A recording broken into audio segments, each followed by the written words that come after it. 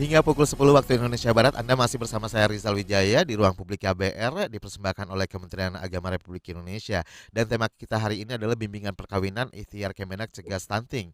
Ruang Publik KBR pagi hari ini juga menghadirkan dua narasumber, Bapak Agus Suryo Suripto SAGMH selaku Kepala Subdirektorat Bina Keluarga Sakinah Kementerian Agama Republik Indonesia, kemudian Bapak Nopian Andusti SEMT selaku Deputi Keluarga Sejahtera dan Pemberdayaan Keluarga BKKBN. Dan saat ini terhubung secara virtual melalui aplikasi Zoom ya. Harapannya suatu saat nanti bisa hadir langsung ke studio KBR ya Pak ya. Baik. Siap-siap. Ya, dan sosialisasi serta edukasi terkait dengan penurunan angka stunting di Indonesia ini masih terus dilakukan oleh BKKBN serta Kementerian Agama dan juga lembaga terkait ya. Dan saya akan coba bacakan dulu salah satu pertanyaan dari Ratna Kurniawati. Ini terkait dengan edukasi juga Pak.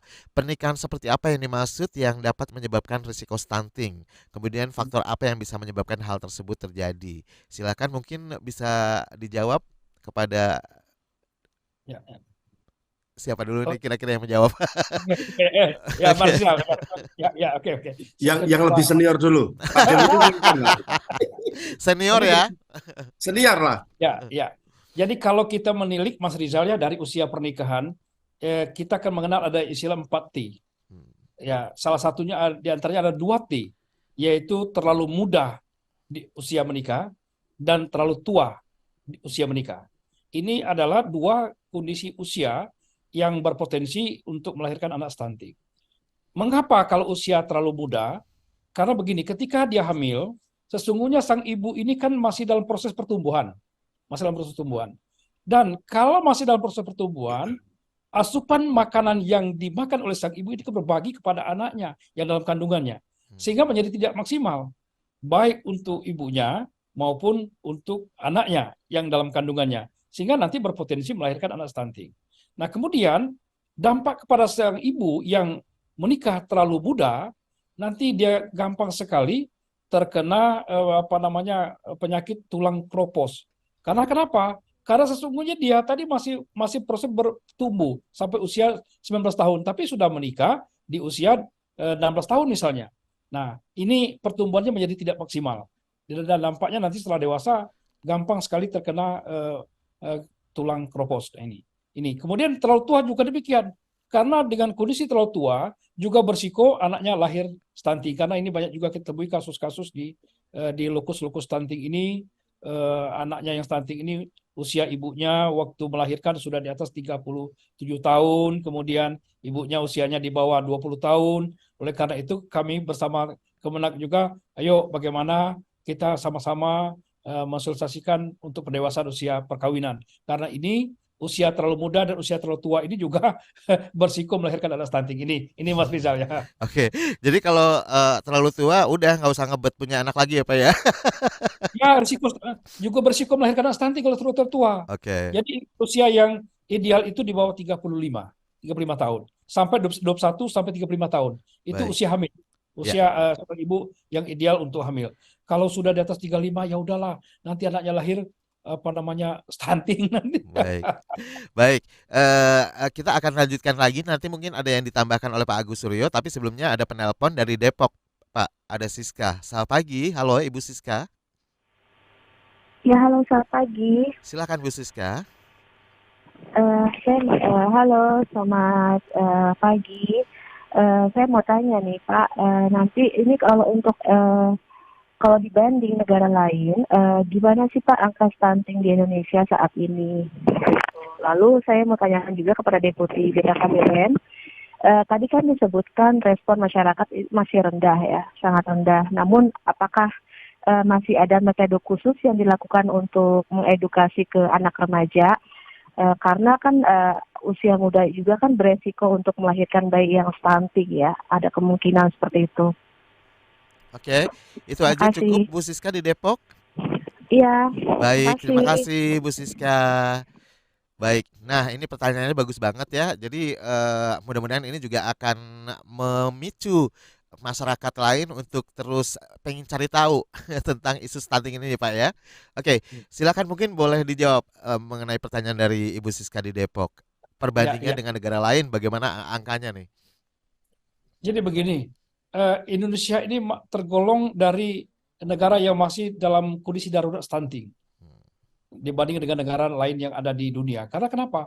Karena masih di atas 20% yang ditoleransi oleh WHO. Jadi Indonesia ini bahkan termasuk negara yang tertinggi di ASEAN, bukan saja di dunia ini. Ini kondisi yang sebetulnya dikatakan tadi darurat stunting. Nah, oleh karena itu ini akan menjadi tantangan dan tanggung jawab kita bersama. Nah, itu yang pertama. Kemudian pertanyaan kedua, ini kan berkaitan dengan remaja. Nah, ini remaja.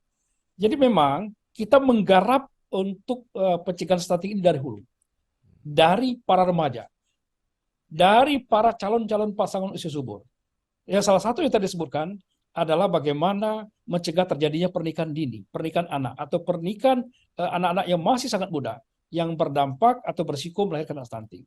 Lalu bagaimana programnya? Kita ada program generasi berencana, namanya program Genre.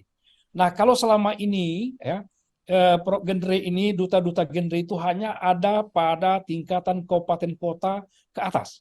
Jadi dari pusat, secara nasional, provinsi, dan kabupaten kota. Dan ini tidak atau belum menyentuh kepada seluruh lapisan masyarakat, terutama para remaja yang ada di desa kelurahan. Oleh karena itu, Mas Rizal ya, Bapak Kepala BKKBN, beliau sangat peka. Loh, ini kalau sampai ke kabupaten yang akan menularkan, menyampaikan nilai-nilai generasi berencana ke remaja-remaja yang ada di desa kelurahan siapa? Maka kita bentuklah mulai akhir tahun 2022 kemarin, kita bentuk setiap desa dan kelurahan ada sepasang duta Genre. Inilah yang akan menyampaikan pesan-pesan generasi berencana. Dan saat ini sudah terbentuk 70% di seluruh desa kelurahan terbentuk. Target kita, Mas Rizal, ini ada 83.500 pasang. 83.500 pasang duta Genre desa dan kelurahan, atau lebih kurang ini 66.000 duta Genre. Inilah nanti yang akan menjadi role model yang ada di desa kelurahan, yang akan memberikan edukasi, yang akan menyampaikan informasi terkait generasi berencana kepada remaja-remaja seusia mereka. Nah, inilah Pak Rizal program yang kita lakukan. Terima kasih. Baik. Jadi memang BKKBN tidak mungkin bisa berjalan sendiri, bekerja sendiri gitu ya Pak ya, butuh dukungan dari berbagai elemen masyarakat tentunya. Dan kali ini ada pertanyaan dari Putri di Jakarta. Selamat pagi, halo. Selamat pagi Mas Rizal. Iya, silakan Mbak Putri. Iya, selamat pagi untuk Bapak narasumber. Terus terang ini perbincangan yang sangat menarik dan memang harus menjadi concern kita bersama ya Pak ya. Stunting ini kalau sudah terjadi. Halo Mbak Putri, suaranya tiba-tiba menghilang Mbak Putri.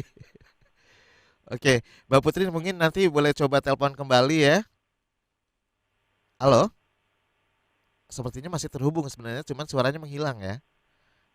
Oke, kita cut dulu, nanti akan disambung kembali kalau beruntung ya Mbak Putri Jakarta. Oke, baik. Kali ini saya akan ke Pak Agus Suryo Suripto. Tadi kalau dari BKKBN kan sampai membentuk duta Genre gitu ya Pak ya. Nah, kali ini saya pengen tahu juga nih metode bimbingan Pusaka Sakinah seperti apa sebenarnya Pak Agus. Baik.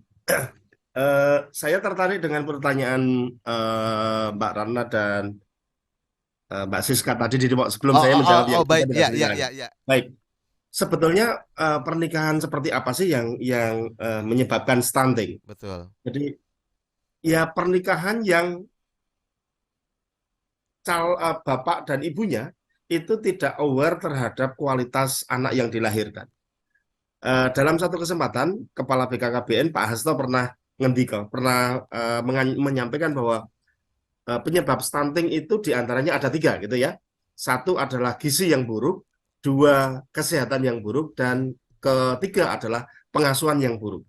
Maka BKKBN, Kementerian Kesehatan, Kementerian Agama itu bekerja sama untuk menumbuhkan self-awareness, kesadaran bagaimana calon ibu itu harus mampu mempunyai kesadaran untuk melahirkan generasi-generasi yang berkualitas. Tadi yang disampaikan oleh Pak Deputi bahwa eh, kalau calon ibu itu kurang dari 19 tahun umurnya, maka sebetulnya pertumbuhan fisiologis dia kan belum selesai begitu ya. Hmm. Tetapi kita tahu bahwa masyarakat kita itu ada beberapa di antaranya yang memang memegang tradisi ya dinikahkan saja kan begitu, Betul. menikah muda. Nah, inilah kemudian yang menjadi tugas dari Kementerian Agama untuk menumbuhkan self awareness. Menikah boleh, gitu kan? Tidak ada apa kalau sudah mengajukan ke KUA tentu kami tidak bisa melarang atau menolak, Hmm. ya kan? Hmm. Tetapi yang kemudian kita lakukan adalah yang pertama kami hanya menerima pendaftaran itu 3 bulan sebelum akad nikah. Jadi kalau mau menikah hari ini, maka dia daftarnya harus 3 bulan sebelumnya. Sebagai apa? Sebagai bentuk kontrol kesehatan, pemeriksaan kesehatan. Kalau misalnya apa HB-nya kurang, maka harus diperbaiki dulu kesehatannya. Ini masuk Ada program pranikah sesuatu. ya Pak ya? Betul, betul. Oke. Sesuatu yang masih bermasalah pada kesehatannya, maka BKKBN, Kementerian Kesehatan, BKKBN itu ada yang namanya tim pendamping keluarga. Hmm. Yang kemudian saya mengusulkan, Pak, jangan hanya BKKBN saja dong yang menjadi tim pendamping keluarga, karena kami di tingkat desa itu mempunyai penyuluh, Iya. penyuluh agama. Itu ada di setiap desa sehingga kolaborasi ini akan semakin kuat manakala kalau dari sisi kesehatan maka orang puskesmas yang berbicara. Hmm. Kalau dari sisi peningkatan kualitas generasi muda BKKBN yang berbicara, Kementerian Agama itu dari pendekatan-pendekatan teologisnya, Betul. dari pendekatan keagamaan. Tokoh agama Bahwa lebih bisa didengar ya Pak? sebetulnya semuanya bisa didengar, tetapi kami memformulakan Hmm. bahwa anjuran untuk memperbaiki kesehatan, anjuran untuk melahirkan generasi berkualitas itu dianjurkan oleh agama. Jadi Oke. kami hanya memformulasikan apa yang disampaikan oleh Kementerian Kesehatan dan BKKBN dalam perspektif agama. Ini loh, Rasulullah itu menganjurkan bahwa eh, takutlah kalian jika melahirkan generasi-generasi yang tidak berkualitas. Karena apa yang Anda hadapi sekarang itu akan berbeda dengan apa yang akan dihadapi oleh anak-anak kita. Kira-kira itulah Mas Rizal. Baik. Jadi sinergi ini harus kita lakukan. Bahkan tadi sampai di tengah desa kami mempunyai penyuluh-penyuluh agama yang tentu pasti akan siap untuk berkolaborasi, integrasi dengan kementerian terkait, BKKBN, Kementerian Kesehatan, Kementerian Sosial, kader desa, dan sebagainya, untuk menurunkan angka stunting. Baik. Ya, dan sebelum ke pertanyaan yang lainnya, banyak banget hari ini yang sudah bertanya, Pak.